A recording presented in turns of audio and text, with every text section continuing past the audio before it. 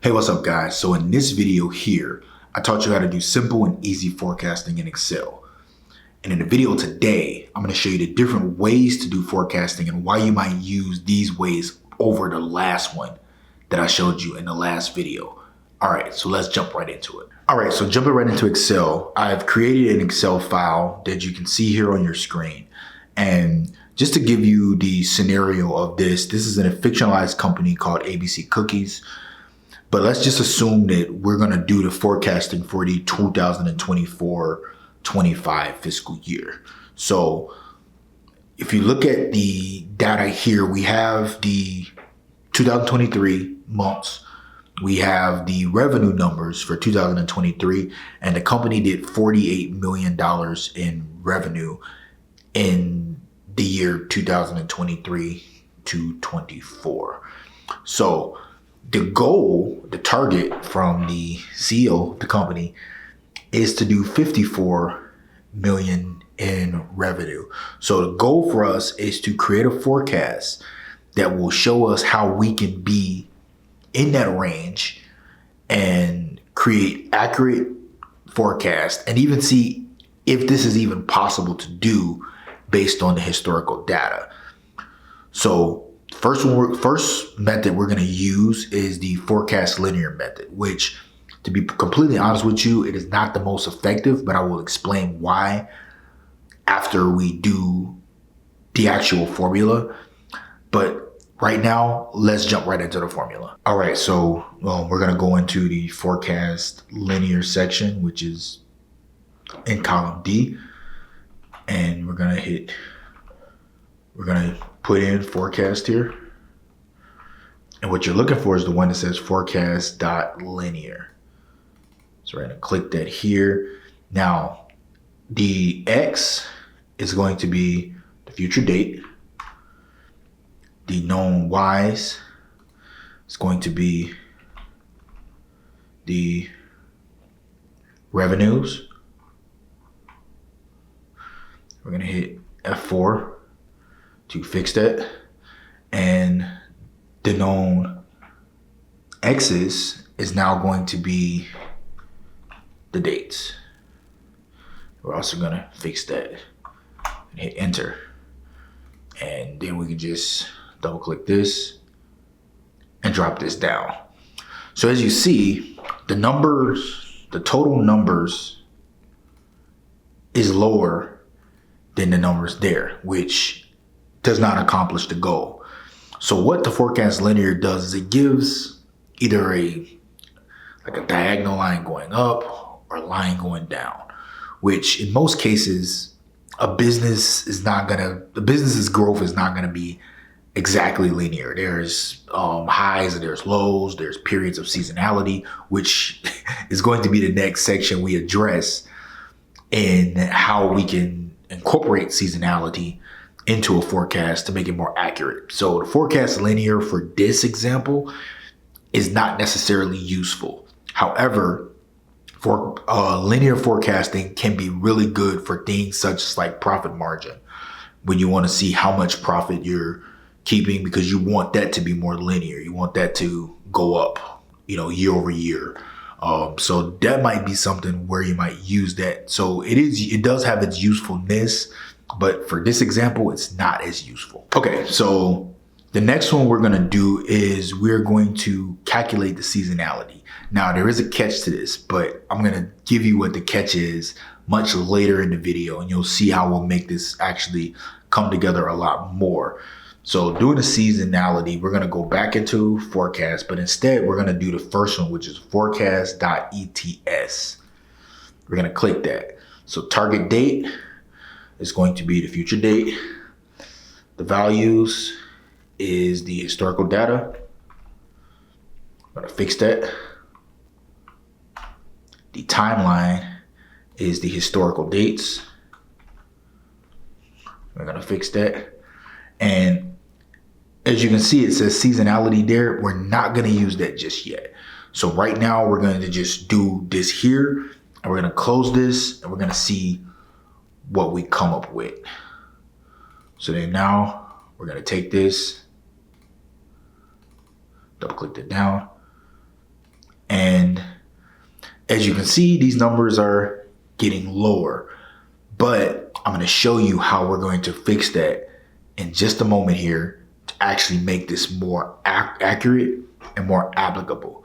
So what this does is this shows you, this is factoring in seasonality based off of that. But the next section where it says 99% confidence is where we're actually going to be able to adjust these numbers more significantly to make them more accurate. So the next piece, we go back to forecast, and the second one where it says ETS dot confide, it returns the confidence interval. So here we say we want to see 99% because we want this to be as close to guaranteed as possible to get the most accurate. The average, if you leave it blank, is typically 95%, which that works in a lot of cases. But just for this example, we're doing 99%.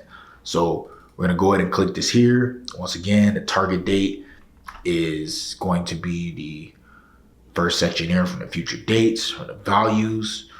We're going to get those values, fix it a 4. And with the timeline, we're going to take that, fix that as well. And for confidence level, we're just going to put in 99%. We're going to close and we're going to press enter. Now, what this just gave us is this number reflects two things. What it reflects is that the numbers, the seasonality numbers, are going to either increase or decrease by this number. There's a 99% chance that they're either going to increase by this number or they're going to decrease by this number. So this is how we're going to create a more accurate forecast to actually improve those numbers to where you see with the seasonality, you're going to be able to get more accurate forecasting. So let me show you how to do that now. So to get the upper bound here, do a very simple forecast. It's going to be seasonality plus the confidence forecast. And you can take that and that gives you 51,000, which is more closer to the target for the upper bound. But then the lower bound is just the inverse of that. It's subtracting the seasonality from the confidence. So what this does is what makes this more accurate is that it factors in both seasonality and confidence. However, there is a catch to this, to where this is not necessarily as accurate as it should be, because if you go back to seasonality, we didn't put anything seasonality there, and here's the reason why. So there's another forecast function that you could utilize, but it's only to calculate seasonality. However, there's an issue with this data, and I'm going to show you exactly why. So we're going to go here right next to this, and we're going to just do forecast.seasonality. So we're going to do the values, which is historical values. And we're going to do the timeline, which is the historical data timeline. And if you see, what this does is it calculates how many periods of seasonality your data has. Well, according to this function, it's giving us 0. However, I'm going to show you how to check your data when it has a 0 like this to see if this is actually correct or not. And I'm going to show you the method that I've used several times over when doing forecasts to get better accuracy and to actually make sure that you're accurately accounting for your seasonality. Okay, so first we're going to just label this as seasonality periods. Okay. So right now it's showing 0, but here's what I do. So we're going to use the average function. And we're going to take the average of the historical data. And as you see, the average number is 4 million. Now, how do we figure out the seasonality periods from utilizing this? Well, I've already set up conditional formatting. And if you can see here on the screen, I have it to be highlighted red for every single month where the sales numbers was below the average. So as you can see, that gives us 6. So the actual real period of seasonality for this is 6. And that's just based on our historical data and based on us looking at what is the average number that the company's revenue performed at during the year. And by taking that number, we're able to actually see where the seasonality actually is, to where you can use other functions to help you improve the forecasting function that you use. So now we're going to punch that number back in and we're going to see how that impacts our numbers. All right, so we're going to go back into the seasonality tab and we're going to just add the seasonality. We're going to put 6 here. That's all we're going to do. Then we're going to hit enter. So then we're going to drop that back down.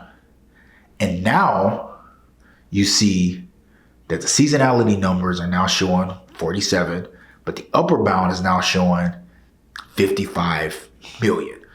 So now we have more accurate numbers because we have the seasonality, which is calculating the periods of seasonality based on our historical revenue.